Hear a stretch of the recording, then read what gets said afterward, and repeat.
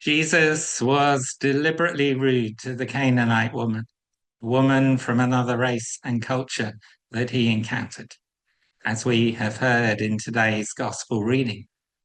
He began by making it clear that she was not one of the chosen people for whom he had come, and continued by insulting her and her people in calling them dogs. So why was he so uncharacteristically rude? Well, his disciples had wanted him to send the woman away, ostensibly because of the fuss she was making, but more probably because she was not one of them. Therefore, Jesus threw all their prejudices at the woman, both as a way of confronting his disciples with the ugliness of their prejudice, and also as a provocation that revealed the faith within this woman. In the face of seeming denial and insult, she persisted in her request and in her faith in Jesus' ability and willingness to heal. And on the back of this tangible example of faith, Jesus was then able to challenge the prejudices of his disciples, as I think was his intent from the outset, by pointing out the depth of faith which he had uncovered in a woman of another race, culture, and faith. Now we can see these same issues recurring in our own day and time, in the way in which the debate about immigration has changed, enabling the whole apparatus of the state to now be bent towards stopping immigration and sending migrants away, despite such people being amongst those who are most disadvantaged in the world today.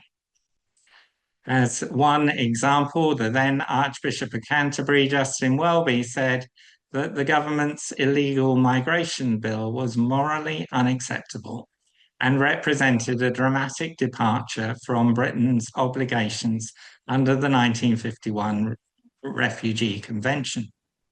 And legislation in the UK has subsequently continued in those directions that the Archbishop then characterised as being morally unacceptable.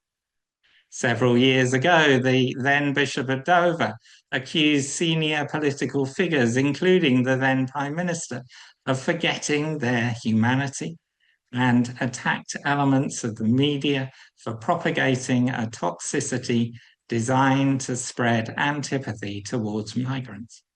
He said, "We've become an increasingly harsh world. And when we become harsh with each other and forget our humanity, then we end up in these standoff positions. We need to rediscover what it is to be a human and that every human being matters." We can see, therefore, that this story speaks into issues of our own day and time, challenging the prejudices still found in government and in politics more widely, and maybe also in ourselves.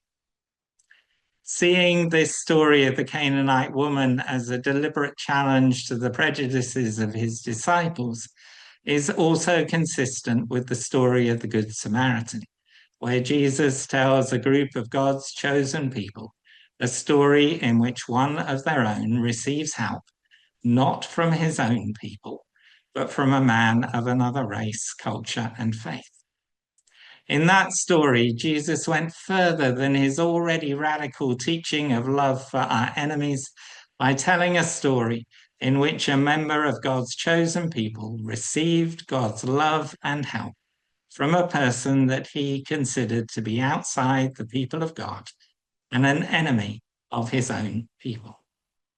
So we see that however we choose to draw the boundaries of who is and who is not one of God's people, Jesus breaks through those boundaries with his love for all people, his sacrificial giving for all, and his recognition of all that those who are excluded actually have to offer to those who exclude.